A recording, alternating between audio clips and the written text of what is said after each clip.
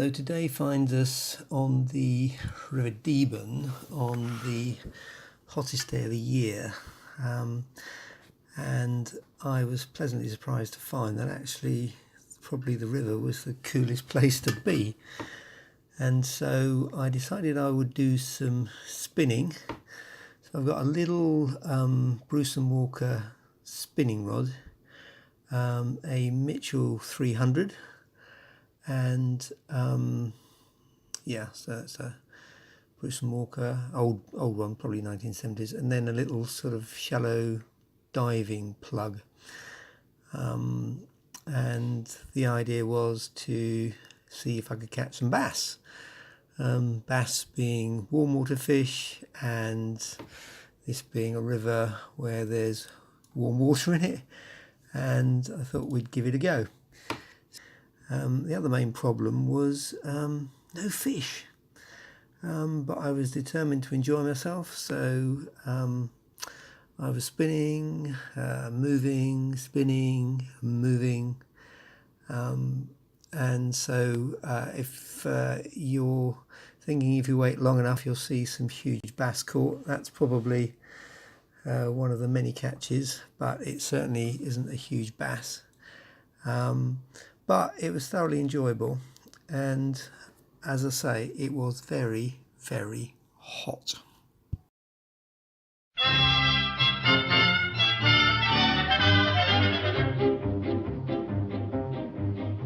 In tropical climes there are certain times of day when all the citizens retire to take their clothes off and perspire.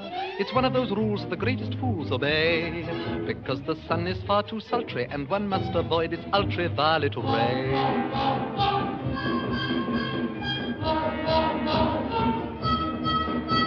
The natives grieve when the white men leave their huts, because they're obviously, definitely nuts.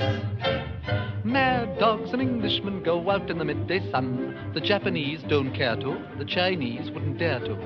Hindus and Argentines sleep firmly from 12 to 1, but Englishmen detesta siesta. In the Philippines they have lovely screens to protect you from the glare. In the Malay states there are hats like plates which the Britishers won't wear. At 12 noon the natives swoon and no further work is done, but mad dogs and Englishmen go out in the midday sun.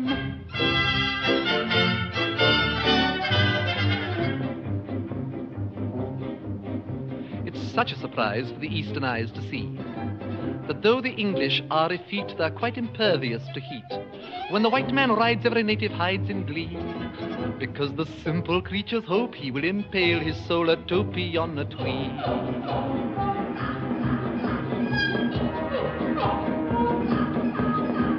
It seems such a shame when the English claim the earth, that they give rise to such hilarity and mirth. Ha ha ha ha ha ha ha.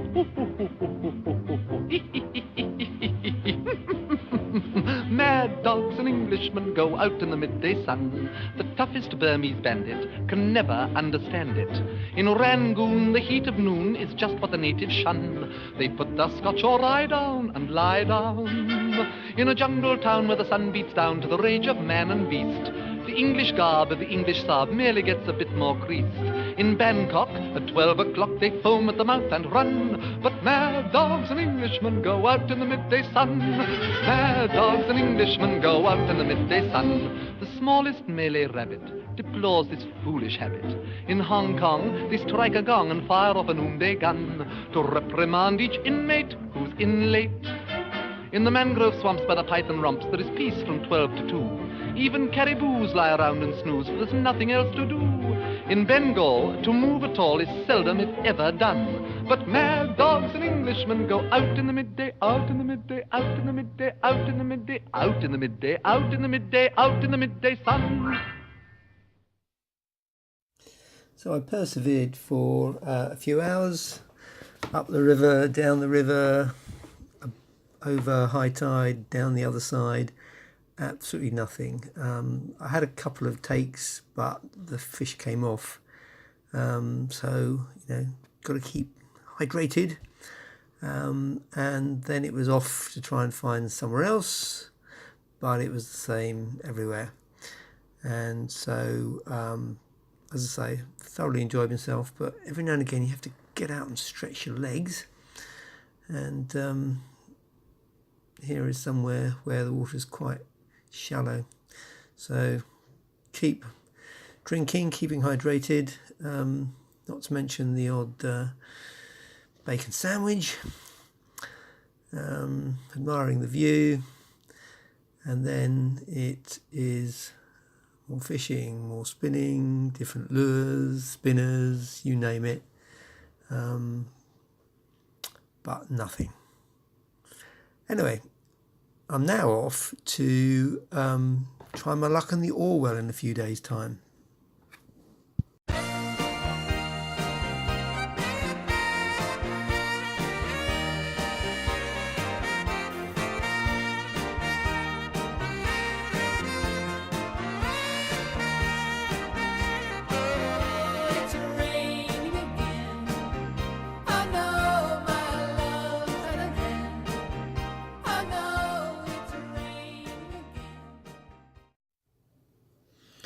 So this was a new one for me. I've only fished on the Deben, and I was quite interested to see what the Orwell would be like. There was a little bit of water under the bridge, so I thought I can probably launch there. It actually, in reality, wasn't as muddy as the Deben is. There's more stones and sort of gravelly, sandy bottom. So I got off, and this time I was partly lure fishing, but I was also, as a backup, taking some ragworm, and I was using a couple of paternosters. The big problem was that I was really banking on lure fishing, but that night there was a huge downpour. There was a massive amount of fresh water in the river, and as a result it was very, very muddy. So my main hope was on the ragworm, but I thought, never mind, I'll do some lure fishing and maybe pick up a bass or two. Again, not wanting to drag this out, no bass showed up, but it was very interesting because the Orwell is a big boys river compared to the Deben. So yeah, I was using a sort of very light 7-foot spinning rod, a Daiwa reel with 20-pound braid, and various plugs and lures and goodness knows what. But yeah, there's a deep channel out there. This is my usual break to stretch my legs. There's a deep channel out there with some massive ships going up and down, and some other boats that frankly look like they've been there for donkey's years. There's actually flowers growing on that one.